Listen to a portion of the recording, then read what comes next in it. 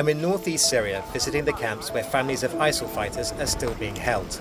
Now, with the change of government in Damascus and the US having withdrawn vital funding, there are questions over what will happen to the people here. Around 40,000 people are detained at Al-Hol camp, mostly wives and children of male ISIL suspects from Syria, Iraq and abroad. Parents say these camps are no place for a child to grow up.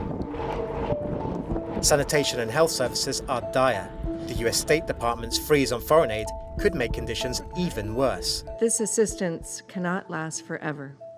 The United States has shouldered too much of this burden for too long. Ultimately, the camps cannot remain a direct US financial responsibility.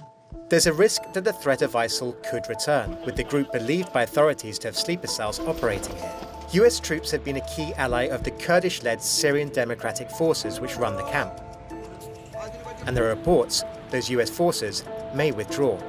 Until recently, Al-Hol was the most dangerous place per capita to be a child. Save the Children said 2 residents were killed every week in 2021. Fast forward 4 years, and the security situation has improved. Kurdish forces often carry out operations, often uncovering stashes of weapons. However, the camp's administrators fear this progress may be upended if Washington withdraws its support.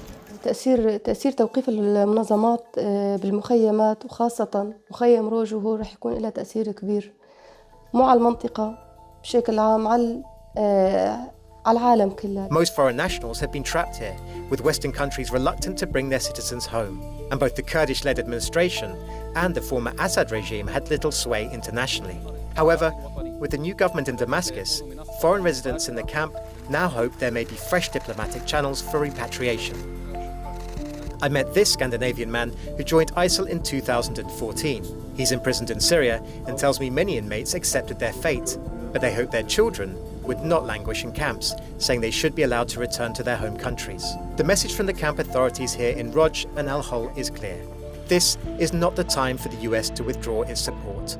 Such a move, they say, would have dire consequences for the thousands of children in these camps and for the security of the region.